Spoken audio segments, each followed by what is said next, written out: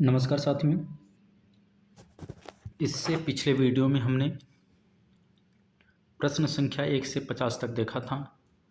आज इस वीडियो में प्रश्न संख्या 51 से लेकर 100 तक देखेंगे। तो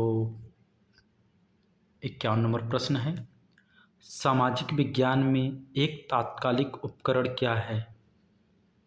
उपकरण का एक पूरी तरह से नया टुकड़ा, मूल उपकरण के विकल्प के रूप में उपयोग किया जाने वाला एक उपकरण, एक महंगा तकनीकी उपकरण, एक सैद्धांतिक अवधारणा जिसका कोई भौतिक रूप नहीं है।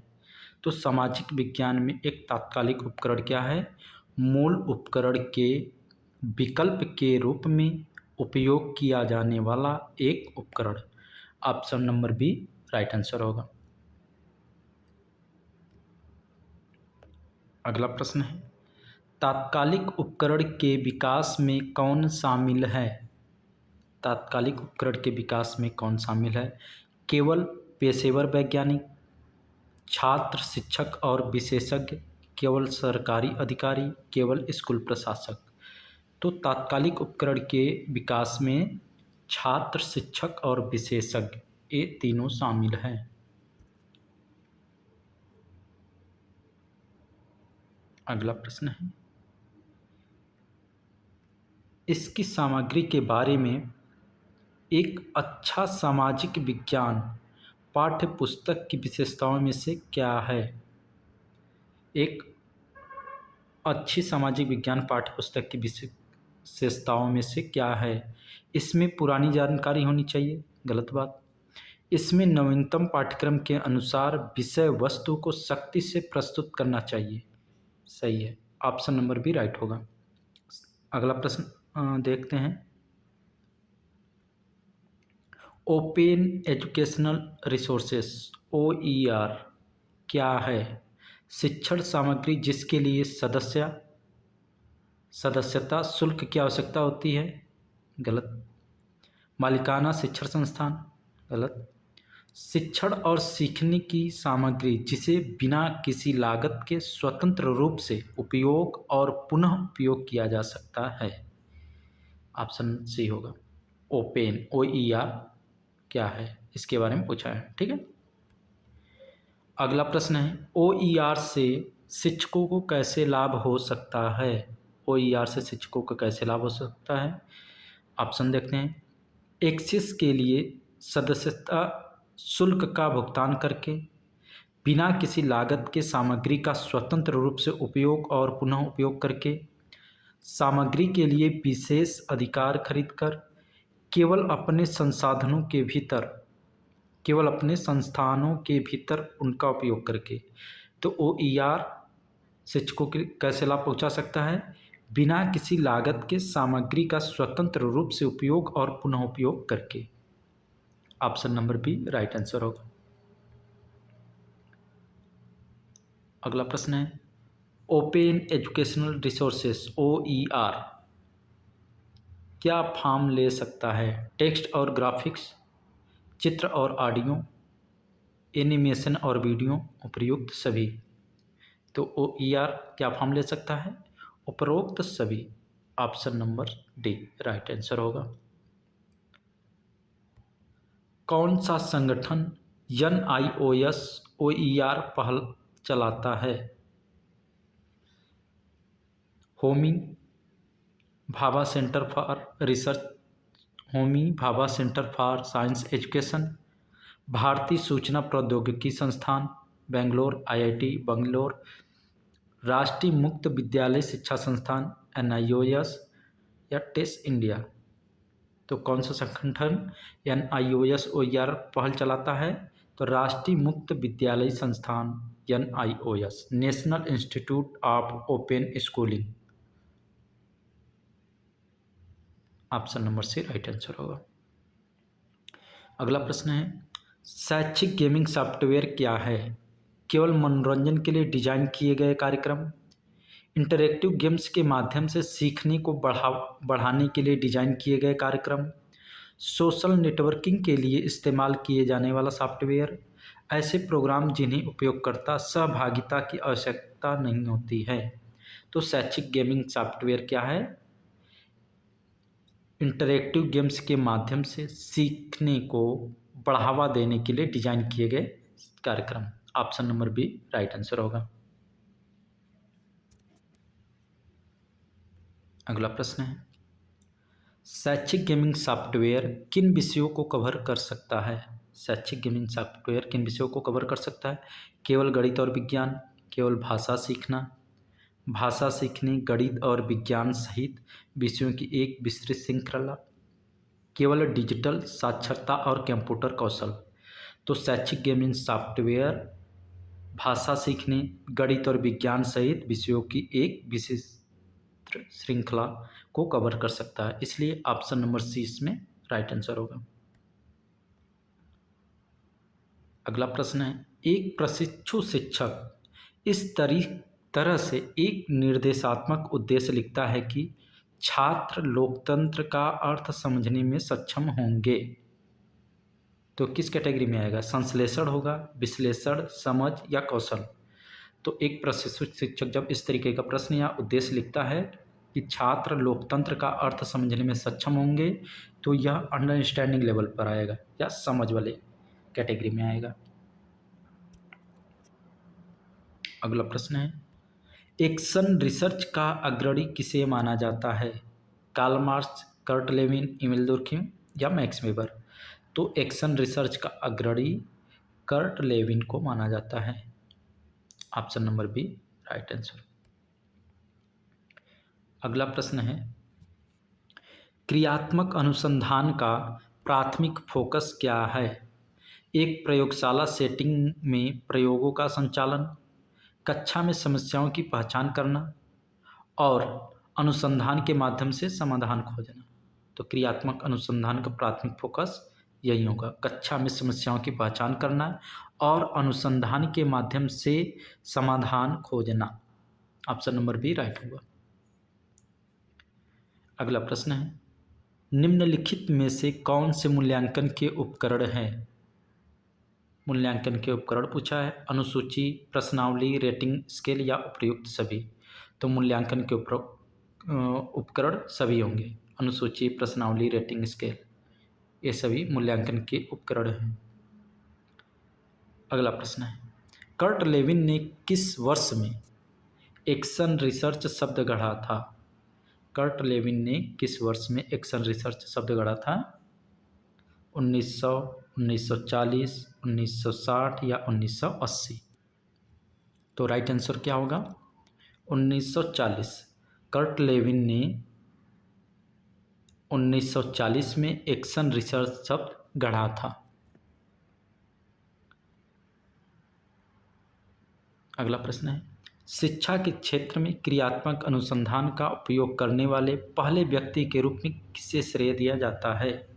तो शिक्षा के क्षेत्र में क्रियात्मक अनुसंधान का उपयोग करने वाले पहले व्यक्ति के रूप में स्टीफन कोरी को श्रेय दिया जाता है। Option number C right answer होगा। क्रियात्मक अनुसंधान में पहला कदम क्या है? डेटा संग्रह, निष्कर्ष, समस्या की पहचान, विषय शीर्षक का निर्माण या समस्या को परिभाषित करना? तो क्रियात्मक अनुसंधान में पहला कदम है समस्या की पहचान, विषय शीर्षक का निर्माण। Option number C right answer. निम्नलिखित में से कौन सा आमतौर पर सामाजिक विज्ञान प्रयोगशाला में नहीं पाया जाता है? मानचित्र, मौसम विज्ञान उपकरण, सूक्ष्मदर्शी, संदर्भ पुस्तकें? तो सामाजिक विज्ञान प्रयोगशाला में मौसम विज्ञान उपकरण नहीं पाया जाता है। Option number B right answer होगा। अगला प्रश्न देखते हैं, सामाजिक विज्ञान प्रयोगशाला में वर्तमान घटनाओं या घोषणाओं के बारे में जानकारी प्रदान करने के लिए क्या उपयोग किया जाएगा? मौसम विज्ञान संबंधी उपकरण, झंडे, बुलेटिन या सूचना पत्र, संदर्भ पुस्तकें? तो सामाजिक विज्ञान प्रयोगशाला में वर्तमान घटनाओं या घोषणाओं के बारे में जानकारी प्रदान करने के लिए बुलेटिन या सूचना पत्र का उपयोग किया जाएगा। Option number C right answer होगा।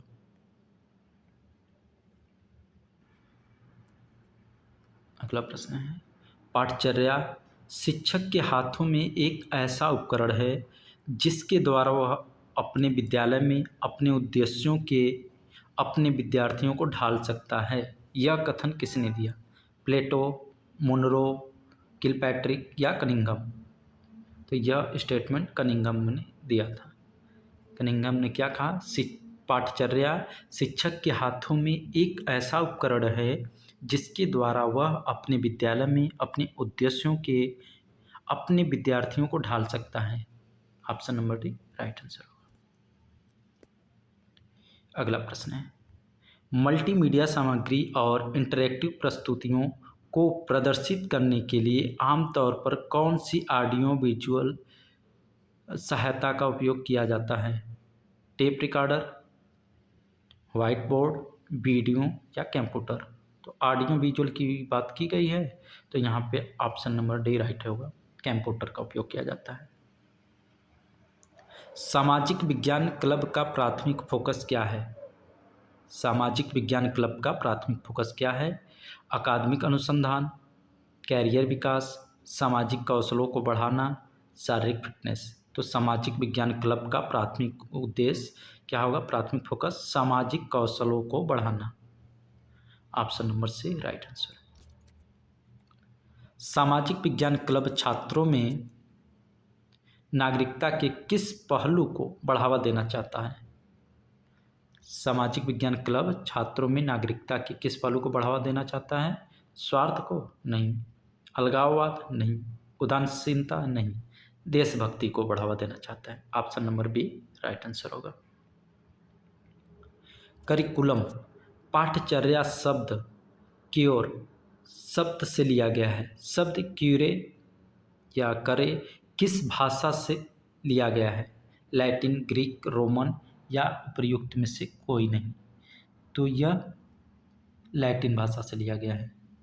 और करी का अर्थ होता है दौड़ का मैदान।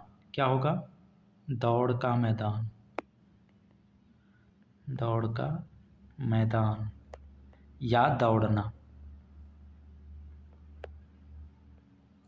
ठीक, किरे शब्द का शाब्दिक अर्थ होगा दौड़ का मैदान या दौड़ना। अगला प्रश्न है, शिक्षण सहायक उपकरण शिक्षकों को कैसे लाभ पहुंचाते हैं? कक्षा प्रबंधन की आवश्यकता को कम करके? गलत बात। ग्रेडिंग कार्यों को स्वचालित करके? नहीं। महंगी शिक्षण सहायक सामग्री प्रदान करके? नहीं। समय की बचत और अस्थायी शिक्षा की सुविधा प्रदान करके? ऑप्शन नंबर डी राइट होगा। शिक्षण सहायक उपकरण शिक्षकों को कैसे लाभ पहुंचाते हैं? समय की बचत और अस्थायी शिक्षा की सुविधा प्रदान करके। अगला प्रश्न है, शिक्षण सहायक उपकरण में मॉडल क्या है? अमूर्त अवधारणाएं, प्रतिकृतियां या वास्तविक वस्तुओं की प्रतियां, लिखित निर्देश, ऑडियो रिकॉर्डिंग? तो शिक्षण सहायक उपकरण में मॉडल क्या होगा? प्रतिकृतियां या वास्तविक वस्तुओं की प्रतियां। ऑप्शन नंबर बी राइट होगा। अगला प्रश्न है, भौगोलिक संरचनाओं का कौन सा पहलू आमतौर पर एटलस भौतिक में शामिल होता है? एटलस फिजिकल में कौन सा शामिल होता है? सांस्कृतिक स्थल, राजनीतिक सीमाएं, ऐतिहासिक घटनाएं, नदियां, झील और पहाड़े? तो भौतिक वाले में क्या होगा? नदियां, झीलें और पहाड़, rivers, lakes and mountains. Option number D right answer. शिक्षण के लिए एक वर्ष योजना लेआउट में क्या शामिल है? साप्ताहिक कार्यक्रम, निर्देशात्मक रणनीतियाँ, पूरे शैक्षणिक वर्ष के लिए एक खाका, विस्तृत पाठ योजना? तो शिक्षण के लिए एक वर्ष योजना लेआउट में पूरे शैक्षणिक वर्ष के लिए एक खाका शामिल है। Option number C right answer. वार्षिक योजना लिखते समय विचार करने के लिए प्रमुख कारकों में से एक क्या है? छुट्टियों की कुल संख्या, परीक्षणों और परीक्षाओं की संख्या, कार्य दिवसों की कुल संख्या, उपर्युक्त सभी? तो वार्षिक योजना लिखते समय इन सभी को शामिल किया जाता है प्रमुख कारक के रूप में, इसलिए option number D right answer होगा। उपर्युक्त सभी। अगला प्रश्न दिया है, इकाई नियोजन अन्य प्रकार की योजना से कैसे संबंधित है? इकाई नियोजन अन्य प्रकार की योजना से कैसे? एक वर्ष की योजना से अधिक विस्तृत है। यह एक वर्ष की योजना से अधिक विस्तृत है। यह एक पाठ योजना से कम विस्तृत है। यह एक वर्ष की योजना और एक पाठ योजना के बीच स्थित है। ऑप्शन नंबर सी राइट होगा। अगला प्रश्न दिया है, मूल्यांकन में मुख्य रूप से क्या शामिल है? मूल्य निर्णय के बिना मात्रात्मक विश्लेषण, मूल्य निर्णय के बिना आकलन, आकलन में मूल्य निर्णय जोड़ना, उद्देश्यों या मूल्यों की पहचान करना। तो मूल्यांकन में मुख्य रूप से क्या होगा? आकलन में मूल्य निर्णय जोड़ना। Option number C right answer होगा। आकलन में क्या शामिल है? व्याख्या योग्य रूपों में डेटा का आयोजन, शैक्षणिक लक्ष्यों की दिशा में छात्रों द्वारा की गई प्रगति का वर्णन करना, छात्रों के प्रदर्शन पर प्रतिक्रिया प्रदान करना, उपयुक्त सभी। तो आकलन में सभी शामिल है। Option number D right answer. मापन में क्या शामिल है? किसी मात्रा को गुणात्मक अर्थ देना, वास्तविक मापन करके गुण को मात्रात्मक अर्थ निर्धारित करना, छात्र के अधिगम की प्रकृति और सीमा का वर्णन करना, डेटा को व्याख्यात्मक रूप में व्यवस्थित करना। तो मापन में क्या होगा? वास्तविक मापन करके गुण को मात्रात्मक अर्थ निर्धारित करना। Option number B right answer.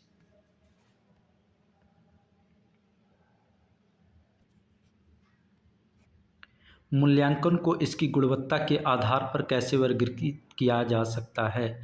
Binary, मात्रात्मक या गुणात्मक? तो मूल्यांकन को गुणवत्ता के आधार पर मात्रात्मक और गुणात्मक दो रूपों में वर्गीकृत किया जा सकता है। इसलिए ऑप्शन बी सी राइट दोनों होगा। तो इसलिए ऑप्शन नंबर डी, बी और सी दोनों, इसका आंसर होगा डी, बी और सी। निम्नलिखित में से कौन मूल्यांकन का उपकरण है? अनुसूची, चेकलिस्ट, रेटिंग स्केल, उपयुक्त सभी। तो मूल्यांकन का उपकरण है सभी, उपयुक्त सभी। अनुसूची, checklist, rating scale. Option number D right answer. मूल्यांकन की साक्षात्कार तकनीक की विशेषता क्या है?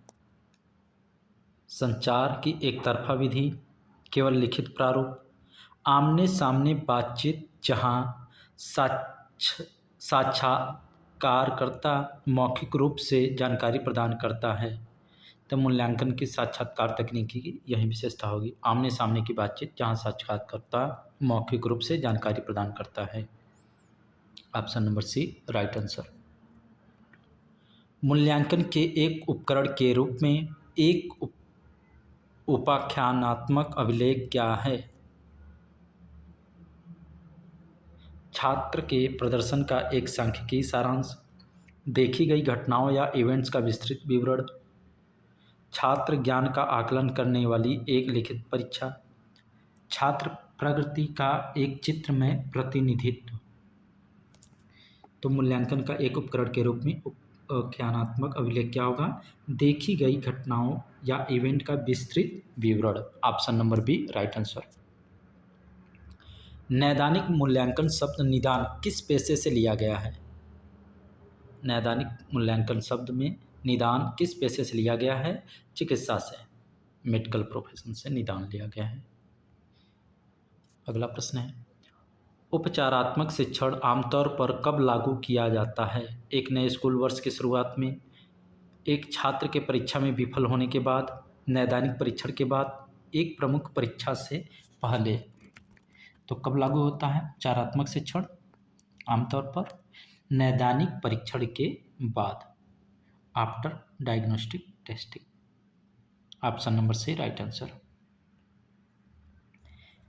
किस नीति में स्कूलों में सतत और व्यापक मूल्यांकन सतत और व्यापक व्यापक मूल्यांकन सीसीई शुरू करना अनिवार्य किया गया था? राष्ट्रीय शिक्षा नीति 1968, राष्ट्रीय शिक्षा नीति 1986, राष्ट्रीय शिक्षा नीति 1992, राष्ट्रीय शिक्षा नीति 2000। तो किस में लागू किया गया था? सीसीई, ऑप्शन नंबर बी, राष्ट्रीय शिक्षा नीति 1986। अगला प्रश्न है, राष्ट्रीय शिक्षा नीति 1986 के अनुसार स्कूलों में सतत एवं व्यापक मूल्यांकन शुरू करने का उद्देश्य क्या था? परीक्षाओं की संख्या बढ़ाने के लिए? गलत बात। नई ग्रेडिंग प्रणाली शुरू करने के लिए? नहीं।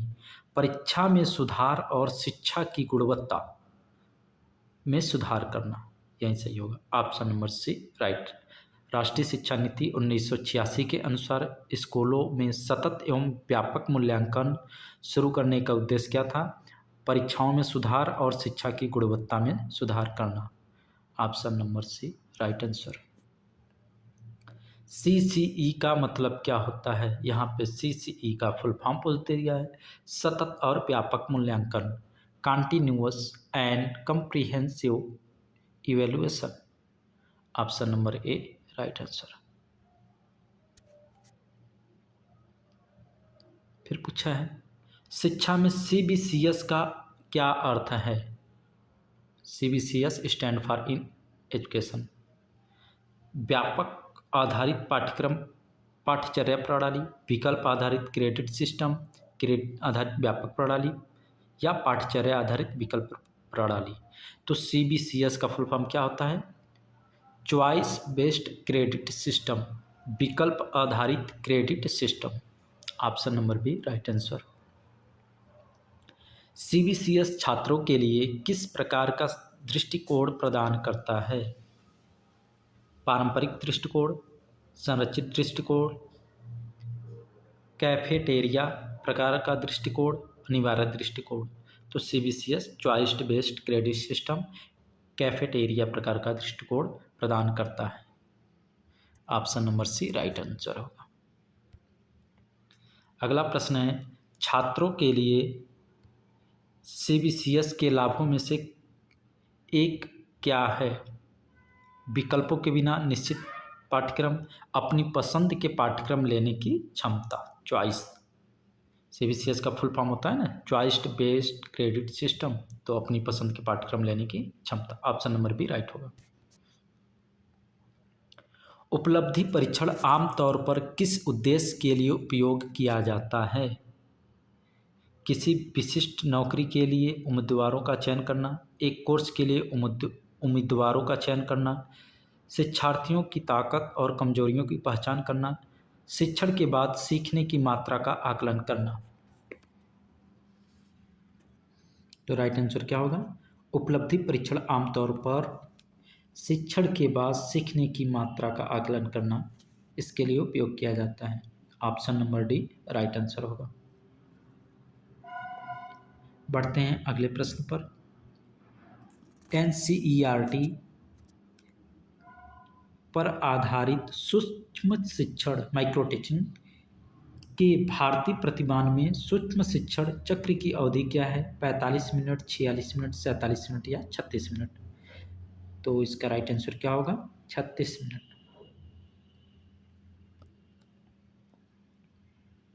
कक्षा में विकासात्मक प्रश्न पूछे जाते हैं छात्रों के पिछले ज्ञान को जानने के लिए, पाठ की शुरुआत के लिए, छात्रों की मदद से पाठ को विकसित करना, पाठ को दोहराने के लिए। तो राइट आंसर होगा छात्रों की मदद से पाठ को विकसित करना। Option number C. Micro teaching कब शुरू हुई? तो माइक्रो टीचिंग 1963 में शुरू हुई।